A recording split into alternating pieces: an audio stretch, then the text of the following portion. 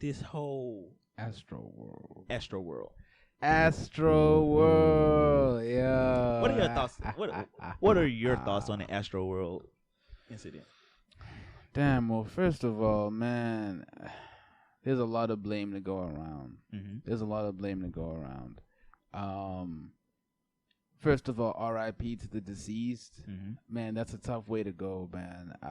Look, I've been in some crazy concerts. I've been in mosh pits. I've been in one or two walls of death. You know what I'm saying? You never expect that. Oh yeah, wall of death is basically when the crowd splits and then everyone just comes together. Like, oh hell no. yeah. So listen, You know, I've been fortunate enough that nothing's ever gone wrong. And I've never really seen anybody get injured, or at least injured to the point where they're on the ground and CPR has to be done. But obviously things just went horribly wrong at Astroworld. First of all, the medics weren't properly equipped. Apparently they weren't even properly trained, according to eyewitness reports. Like, they were just doing dumb shit, doing wrong shit, putting people's legs on the wrong parts of the stretcher. Not stabilizing. How do you not stabilizing people's heads? Just doing nut shit. And the police, there's some footage that came out of like police taking selfies and stuff. Like, they weren't alert, they weren't looking around, patrolling, trying to see what was going on. They were obviously in their own thing. And then obviously there's the one girl who passed away yesterday. Oh, she did? Yeah, she made it. Is that the 9-year-old or? She was 22. Oh, okay. Never mind. I know it was Indian. like a 9-year-old that was like in ICU. The 9-year-old is still in ICU. Gotcha. This girl was 22. She died yesterday, so it's 9. The death toll is now 9. Went from 8 till 9. And basically, there's footage of her being carried on the stretcher by the police, and they, were taking her over a fence, and there was nobody at the front of the stretcher to hold it up. And she fell head first and hit the ground. And she was already unconscious. But bear in mind, when you're already unconscious and you can't break your fall. You hitting your head, bro, that's just gonna make everything worse, especially if you're already out. Because once you're not responsive and you hit your head and you suffer another concussion, that's very, very bad. There could be serious brain damage, and obviously she's dead. She might have survived had that not happened, because she literally fell head first. So Houston PD got to take some heat. Travis Scott obviously needs to take heat because he's had concerts like these before where people were just going crazy, and he encourages people to lose their shit. And listen, I understand that there's a difference between being like, yeah, we're gonna blow this whole place up, and obviously you mean like energy wise, right? Versus like somebody actually setting off a bomb or something. You know what I mean? Like people speak in those terms. They don't literally mean we're gonna blow shit up, but we're gonna energy. You know what I mean, right? So obviously you can get people rowdy and get the crowd rowdy. Yeah, mosh pit, go crazy. Yeah. But you can't. You don't want that reputation, which Travis has now, of his concerts and festivals just being places where people get injured and people are lawless and don't behave. And now obviously it's ended in the deaths of like 9 people. And obviously there's plenty of footage of him standing and performing. And I don't know if he saw what was going on. There were 1 or 2 pieces of footage where it looked like he definitely was looking at what was going on and he knew what was going on, but I can't be sure. Him and Kylie Jenner said they didn't know until after the concert what had happened, because he went to Dave and Buster's, and I think that's where he found out or whatever. So, but he has to take his heat for that. Here's my I'll cut into you. Yeah, but and then lastly the crowd, because there were people in the crowd doing stupid stuff. Like personal responsibility is a thing. When the ambulances were trying to get through, people were like jumping on the ambulances, dancing on them. So that was fucked up. So the crowd also has to take a bit of heat as well. First and foremost, respect and RIP to the people that lost their lives, and hope if for the ones that are still in the hospital, hope they get better. But in this situation, I feel like it's a lot of finger pointing going on. Yeah. The Houston PD is pointing fingers at them. Yeah. They're pointing fingers at the Houston PD, the paramedics, and Live Nation said, "Oh, y'all signed a waiver." Live Nation. it's a lot of like this person did it, that person did it.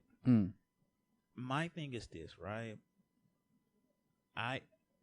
Travis is a part of the problem, but I don't agree that it's his fault. Yeah, personally, I don't.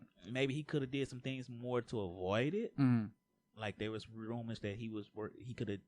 But here's the thing: when you own the venue, you know what your capacity is. You don't let your capacity. You if you're gonna sell out the venue, you don't go over that venue number. Hey, this venue is capped. Yes, Travis Scott could have. They say, oh, he could have stopped the show. He should have, whatever, and all that. And yes and no. When you're performing and you're on stage, you're in a zone, you're doing your thing. And there's even footage of him stopping the show saying, hey, we need to get this person some help. He's seen that. We've seen that. And I'm not defending Travis. But at the same time, I'm defending Travis. Like, as the performer, it's not his job unless it was his job. Because they still talking about something. Oh, we told them that there would be a capacity or whatever. If that's true, then that's true. I know that. Yeah, I didn't hear that. It's a lot of finger pointing. It really is. We don't know who. Everybody's trying to deflect blame. But at the same time, unless he knew, which they keep pointing fingers saying he did. And if he truly did, he still has no control over said venue. That's the venue owners and the security's job to make sure the crowd stays whatever. Exactly. And then the whole, he could have stopped the mosh pit and all that and some shit. Nah. Here's my thing. Do we fault metal players? People that like metal superstars and stuff when they have these roaring, raging, crazy events and they having mosh pits and people going crazy and people do get injured at those concerts, right? Concerts or metal raves where people taking all these drugs, passing out, everything. We don't say anything. Oh, the performer's fault or whatever. They get swept under the rug. Like I said, it's the venue's job to make sure. Hey, these are the safety requirements. We can't do that. Yeah. Promoters. Okay, you sold the tickets. But even then, you can say, oh, it's still the promoter's fault because they knew the tickets, whatever. At the end of the day, okay, cool. You can hold them liable if you want. But at the end of the day, it's still the venue's job to maintain capacity. You don't oversell tickets when you know you're at capacity.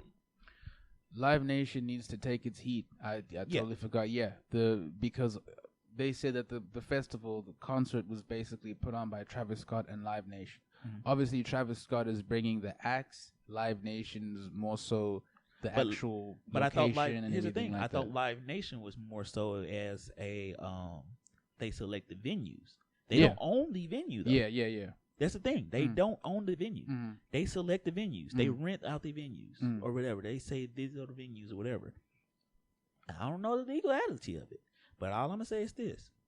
From somebody looking outside in, if you own this venue and you say, okay, yeah, you can use my venue, these are the maximum capacity.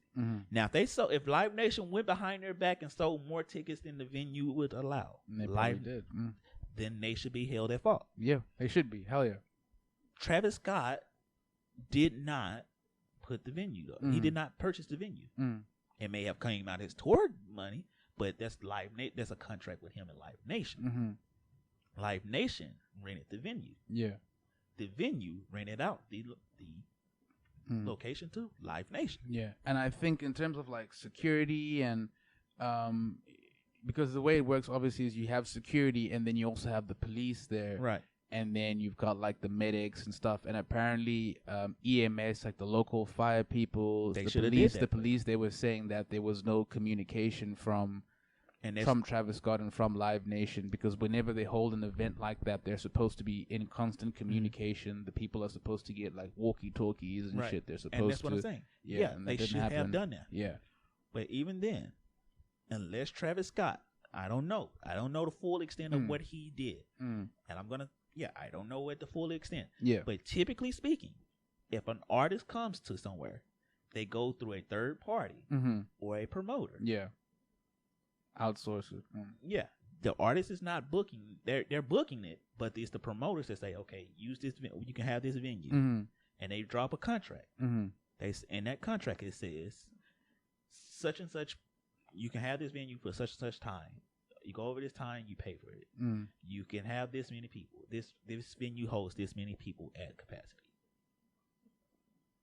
And even then, unless he breached contract, how is he held liable? And then you can say, oh, he incited a riot because he was going crazy and performing. He incited a riot, yeah. And he's getting this reputation of bad boy Travis at his concerts. Yeah. Here's the thing. As a performer, you can control the crowd. Okay, cool. You can stop the show and y'all getting a little crazy. But do we tell middle stars, oh, you can't go crazy? Do we tell rock and roll stars and all the shit that they do? Oh, you can't when you got all your crowds going crazy and stuff? Oh, we don't tell them to do that. As a matter of fact, they boo you if you tell them, oh, chill. Exactly. And interestingly, I wanted to ask this. There's a lot of conspiracy shit going on because people are talking about, there was a lot of symbolism at the concert, like a lot of the pyrotechnics and the visuals and stuff. There was like people like, oh, you can see the devil or whatever, and then he was also wearing a Pearl Jam shirt. For those who don't know, Pearl Jam is a grunge band from the 90s, like one of the most famous. And they had an incident in the year 2000 where they had a concert and 9 people died. So of course you have these hoteps and the conspiracy YouTube people going on about how symbolism, brother, you gotta stay woke out here, man. They want, this is what they do. It's a sacrifice. Do you think it was a sacrifice? I don't know why I'm even asking, but I have to. Bro, I just did a stand-up thing like Thursday. Yeah, Thursday or Wednesday. And I have a whole set. I had a whole set. Well, it was like 5-6 minutes, whatever, right? Where I just talked about none but people and their conspiracy theories. Yeah. And how hilariously funny, weird, and...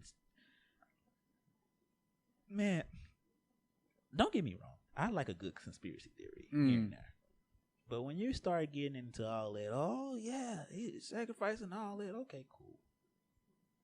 Cool. If that's what you believe, then hey, more power to you, fam. I'm gonna be honest with you. I'm not gonna go back and forth somebody with their conspiracy theories. I'm not.